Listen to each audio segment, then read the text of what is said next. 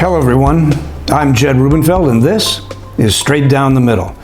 Well, President Trump has defied a Supreme Court ruling to return an innocent person from El Salvador. That's according to a colleague of mine, Yale history professor, Timothy Snyder. And he's referring to Kilmar Abrego Garcia, a Salvadoran national who was sent to El Salvador just a couple weeks ago. Now, I got to say, with all respect to Professor Snyder, whom I like and respect a great deal, those statements are totally wrong. There was no Supreme Court ruling to return Garcia to the United States, so President Trump has not defied such a ruling. Moreover, Professor Snyder has no idea whether Garcia is innocent or not. I don't either. I mean, we know that there have been reports that he engaged in domestic assault against his wife. We know that an immigration judge found that he was a member of the criminal gang MS-13.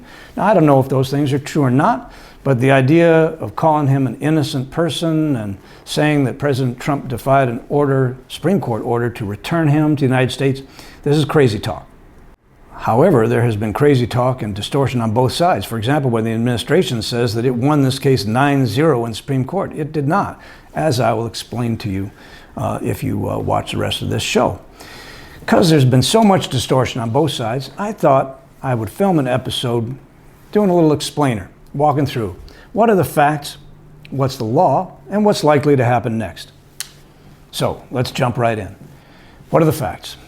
Kilmar Abrego Garcia is a Salvadoran national who entered this country illegally in 2011. There's no doubt about that anymore. He was an illegal immigrant, but he managed to evade detection or apprehension for 8 years. In 2019, however, he was arrested. And at that point, he was turned over to immigration authorities, and he went through 3 different immigration hearings. At the first one, an immigration judge decided, yes, indeed, he's an illegal alien. There was no contrary evidence. That's not disputed. Second, he's a member of the criminal gang MS-13.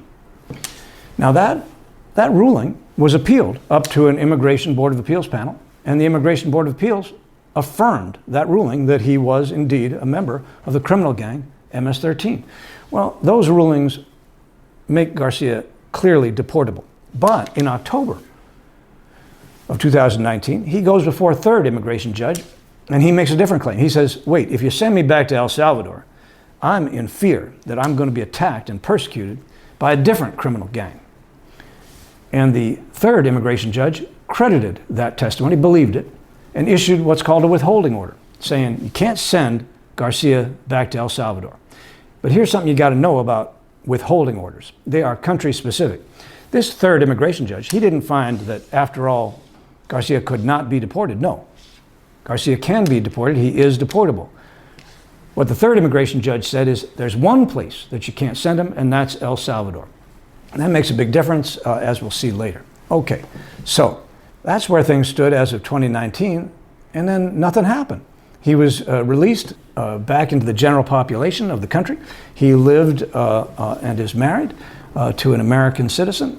He lived in Maryland for much of that time. But in March of this year, he was one of the hundreds of deportees sent by the Trump administration to El Salvador to be put into custody in a maximum security prison there in El Salvador called CICOT, or in English, a terrorism confinement or detention center. Now, there was an outstanding withholding order saying you can't send him back to El Salvador. So his lawyers instantly ran into court and said, this is crazy. Sending Garcia to El Salvador was unlawful. It violated that withholding order. Okay, those are the basic facts. Now, what's the law? Well, the case was assigned to Judge Paul Xinis, federal district judge in Maryland, and Judge Xinis looked at these facts and said, Garcia's lawyers are absolutely right. There's an outstanding withholding order, and that made his deportation, or his being sent to El Salvador, unlawful. And I hereby order the Trump administration to facilitate and effectuate his immediate return to the United States. Well, that order was appealed up through the Fourth Circuit, eventually made it to the Supreme Court, made it there pretty quickly, actually. And what did the Supreme Court do? The Supreme Court ruled 9-0, upholding the district judge's order that the Trump administration had to facilitate Garcia's return. Now, you got to understand, the Trump administration had been arguing the Supreme Court, this judge has no jurisdiction. Once Garcia's outside the country, this is a foreign affairs problem, and the president has sole and plenary power over foreign affairs. District judge has no jurisdiction. You got to reverse the district judge's order in its entirety. In fact, you should order the district judge's whole case to be dismissed. Well, 9 justices, 9-0, said, no, we're not doing that, and we're upholding the judge's order, the district judge's order, to facilitate Garcia's return. The Trump administration has to facilitate Garcia's return to the United States. But 6 justices said, not so fast when it comes to effectuate. 6 justices said, no, when it comes to effectuate, we're not upholding that. We're kicking this back to Judge Sinis to have her clarify what that meant. Now, what's going on there? What's the difference between effectuate and facilitate? Why does that matter at all? Well, it can matter. It could make a big difference. Here's why. Facilitate, that means to make easier. To facilitate something means to make it easier for that thing to happen. For example, in the case of returning Garcia to the United States, if the United States provided an airplane, let's say that El Salvador released Garcia back to U.S. custody. If we provide an airplane to bring him back to the United States, that's facilitating his return to the United States. That's the example that Attorney General Bondi has been using of what would count as facilitating, and Attorney General Bondi has said the United States will be happy to facilitate his return if El Salvador releases him from custody. Effectuate is different. Effectuate means to make something happen. To effectuate something is to make it happen. Essentially, Judge Sinis was ordering the Trump administration to return Garcia, to see to it that Garcia was returned. And that's different, and that's what the Supreme Court said, no, not so fast. Trump administration is saying, look, everybody knows a district judge can't order El Salvador to do anything, and Garcia is in Salvadoran custody. And the district judge can't possibly be ordering us, the Trump administration, to take force, to send in the army and break Garcia out of the prison and bring him back against El Salvador's will. Nobody thinks the district judge could possibly order us to do that. So what's going on here? Everything depends on whether El Salvador lets the guy go. If El Salvador releases him from custody, then we, of course, will facilitate his return to the United States. And that's the position it looks like 6 justices of the United States Supreme Court sided with. What they did was they said, effectuate, that's a whole different matter. You can't just order the Trump administration to return this guy. You got to clarify what you meant by effectuate, and you have to do so with due regard for the president's special and special prerogatives and powers over foreign affairs. We are, however, going to order the Trump administration to inform the district court of what steps it's taking to facilitate Garcia's return.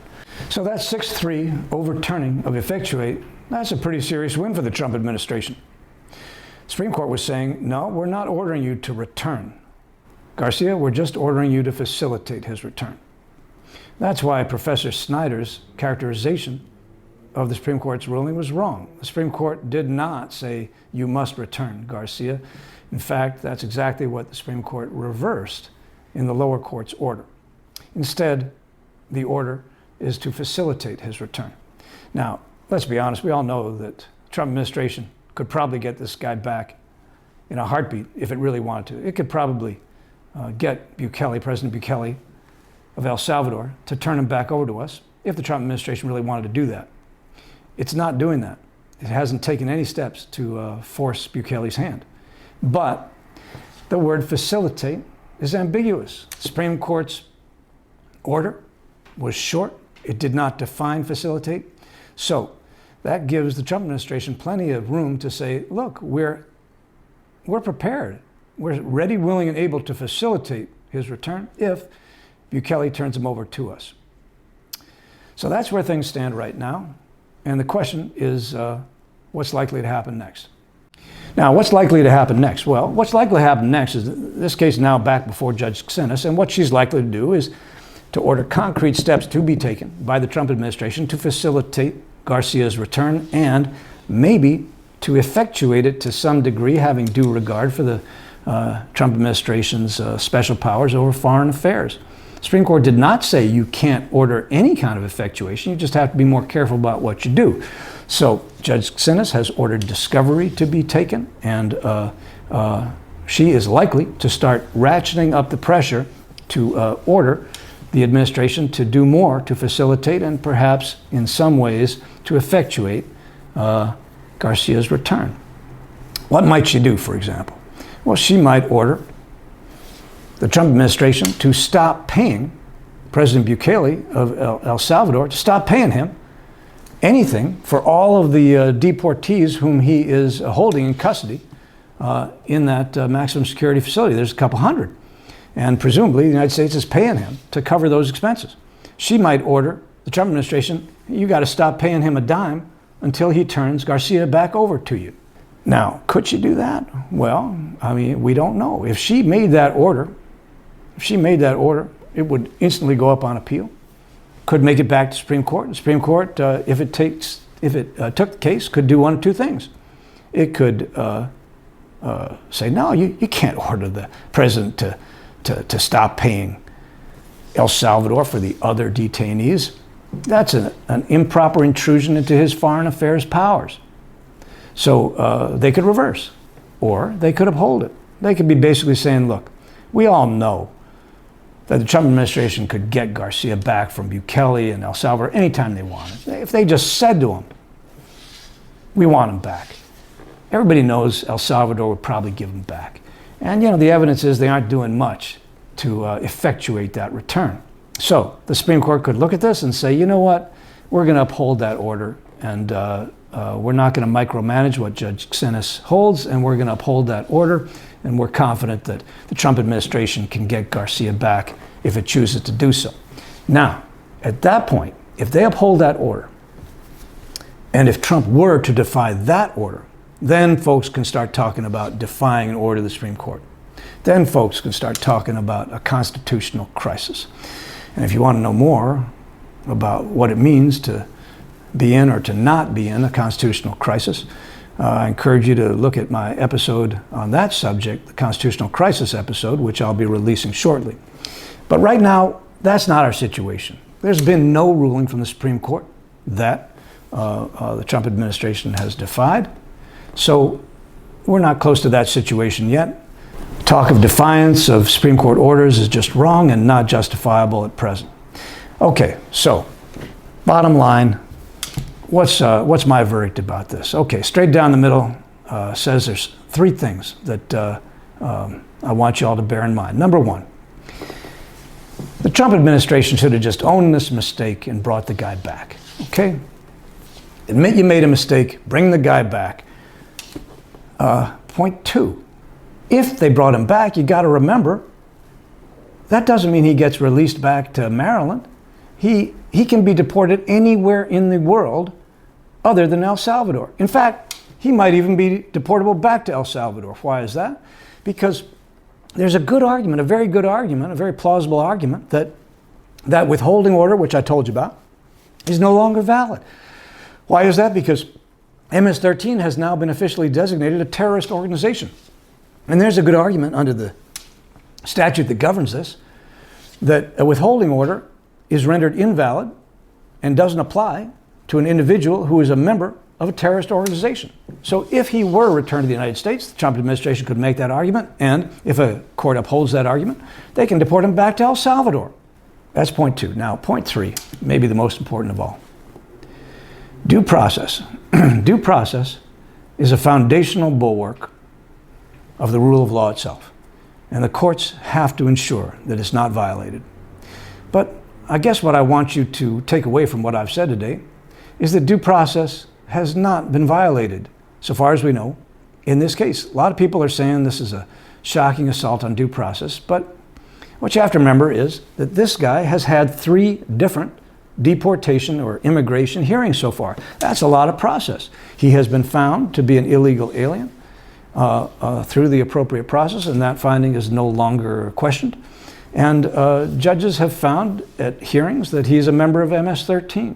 So he has received a lot of due process already. This is not a case where, despite what you may have read about it, the Trump administration is trying to send somebody out of the country without any due process at all. It's just not that kind of case. So, due process, unbelievably important. I'll be saying more about that in an episode I do about the other Venezuelan deportations. And if you want to hear more about that, and deportation of these other Venezuelans raises maybe more serious due process concerns, I would encourage you to tune into that episode. But this case, the Garcia case, it's not the assault on due process that some people are making it out to be. Instead, it's a case of a person deported, maybe to the wrong country, but who has received a lot of process. A person who, even if he's returned here, can still be deported anywhere in the country, or perhaps even back to El Salvador. Okay, that's all from Straight Down the Middle. Thank you and goodbye. Okay, that's all for now, folks. If you enjoyed this content, please subscribe to my YouTube channel, leave comments on YouTube or on X, and stay tuned and check out all the other episodes and future content. Thanks and goodbye.